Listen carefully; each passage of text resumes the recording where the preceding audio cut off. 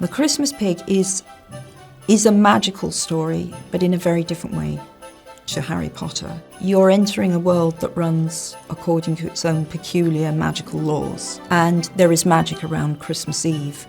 I've always wanted to write a Christmas story, always, but there are so many Christmas stories out there, and I wanted to do something different, and I always felt that unless I had the right idea, I wouldn't write a Christmas story.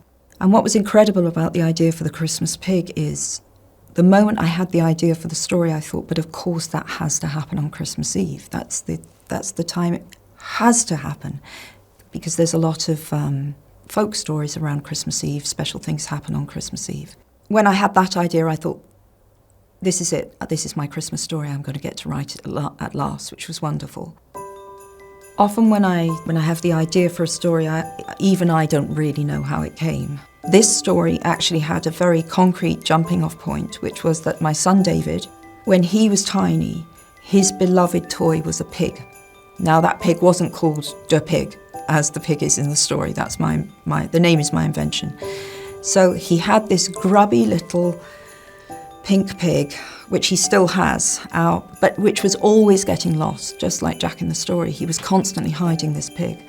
And I became panicky that one day he was going to lose this pig for good. So I bought a replacement and I hid it in a cupboard, which David then discovered when he was a toddler. He went to the cupboard, opened it up and looked really confused as he found this second pig. And then he told me this was his pig's brother and kept it. I kept thinking about what it would be like to be the replacement toy, this second pig. And out of that grew the story of the Christmas Pig. If I had to describe Jack, the hero, I would say he's brave, because he chooses to risk his life in this story. He's loving. He's very capable of love, not just towards his pig, but to other human beings. He's a loving boy. And I'd say he's a little bit lost. Things have happened to Jack that have made his world seem a little less stable.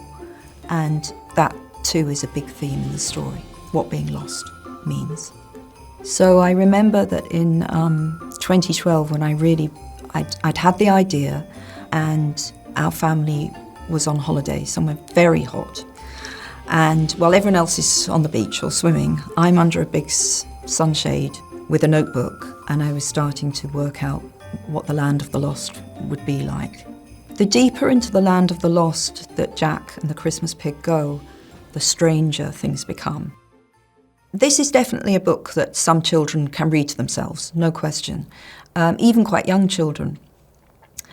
At the same time, I've always loved the idea that my books are being read aloud at bedtime. The Christmas Pig does lend itself, I think, particularly well to being read aloud to younger children.